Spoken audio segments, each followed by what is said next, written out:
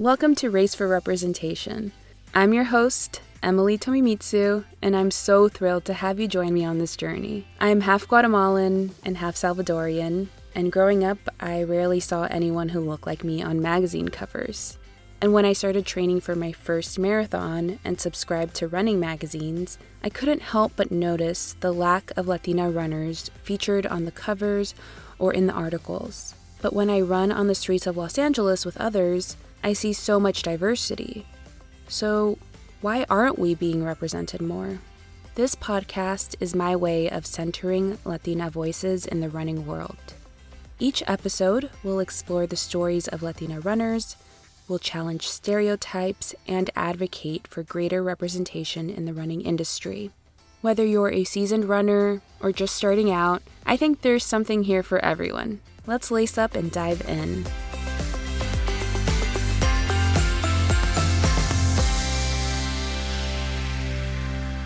Welcome back to Race for Representation, the podcast where we amplify the voices of Latina runners and advocate for diversity in the running community.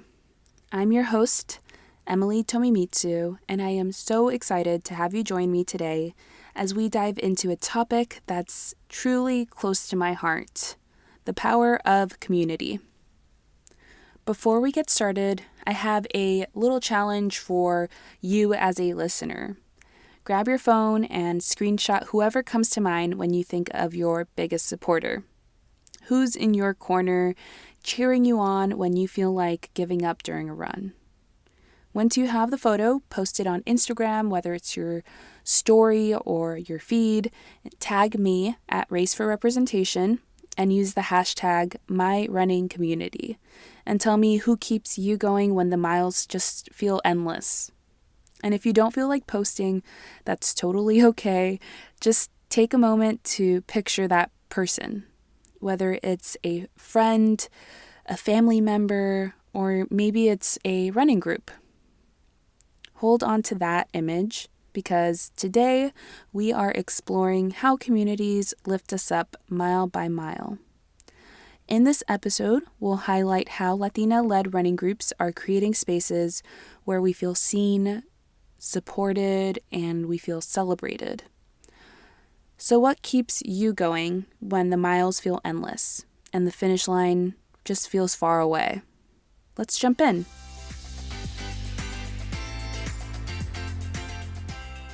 Running can be isolating, especially if you don't feel like you belong in the broader running world. That's why community is so powerful.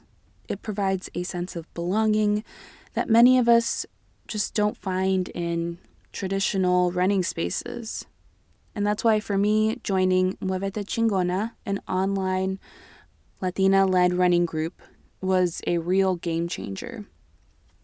It was, I believe, 2022, post-pandemic, and I was feeling pretty disconnected from the running world and the running community.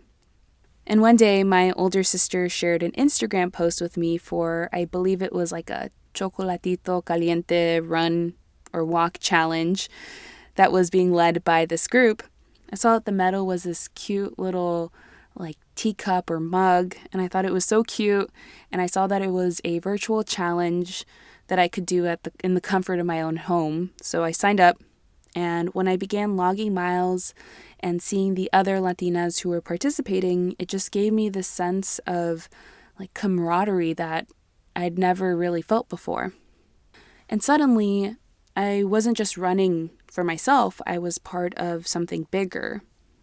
And I'm not alone. Many of the women I interviewed for my magazine shared how their running communities gave them the encouragement and the accountability that they needed to keep going. Elizabeth Guardado, another member of Muevete Chingona, shared why she enjoys the group. Here's what she had to say. It's called Muevete Chingonas, and they just do monthly or seasonal challenges, like mile challenges. So it's like, oh, let's walk, 60 miles or 75 miles these next 3 months or 2 months, and you just sign up for that, and it's a honor system of making sure that you are running in and walking in, and people are posting how many miles they've walked, that week, that day, and you just kind of get inspired by other people. And the medals are really cute, the t-shirts are really cute. You can start like groups and get your family and friends into it. So it's a fun one that I follow. And it's also like easy because it's not like let's run a marathon today. It's like do 75 miles in a month or two.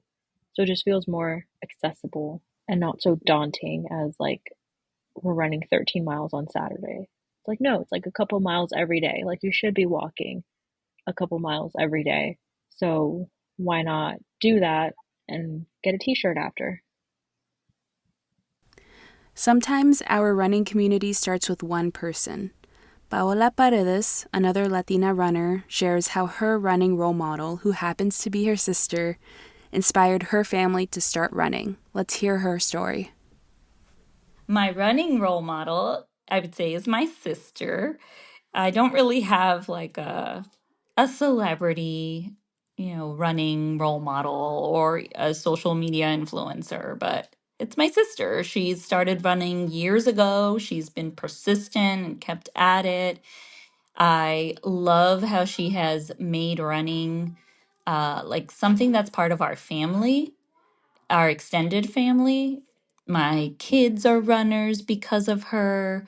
My husband has run a few races because of her. And our parents are interested now as well in training. So she's really had uh, a great impact.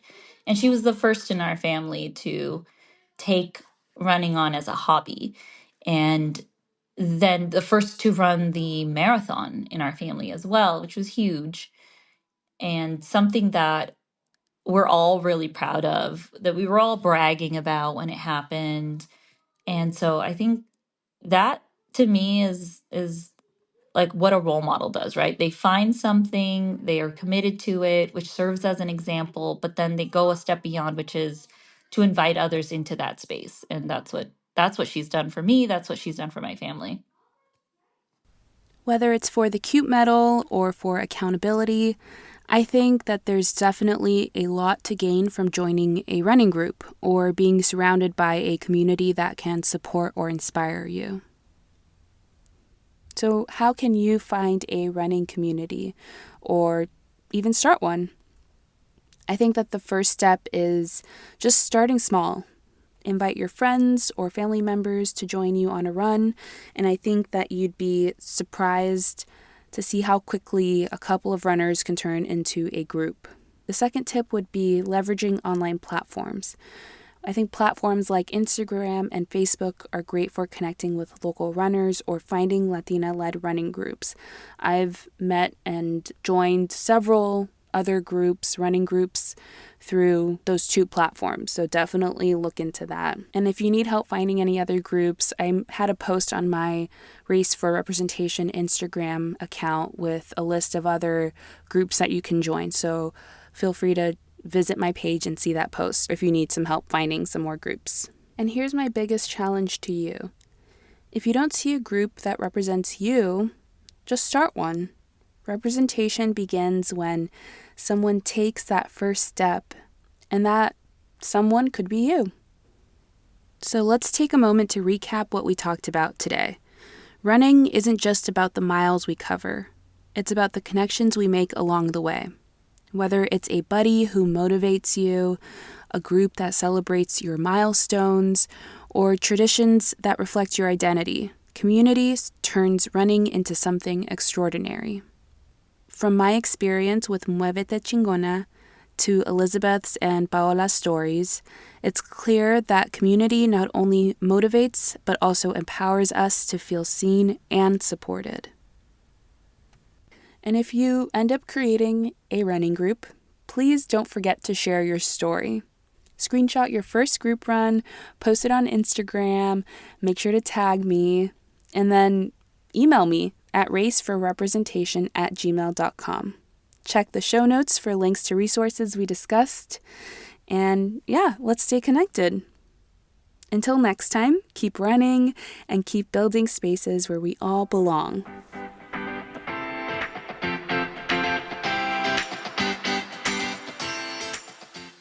Thank you for tuning in to Race for Representation. I hope today's episode left you feeling inspired and motivated to push for a more inclusive running community. Together, we can help reshape how runners are represented and also ensure that every runner's story gets told.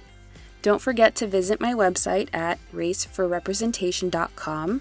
That's race, the number 4, representation. There you can explore the running magazine I created for my graduate thesis, featuring incredible stories from Latina runners.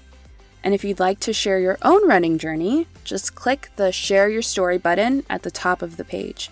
I'd love to hear from you. Thanks again for listening, and I'll catch you next time. Keep running strong.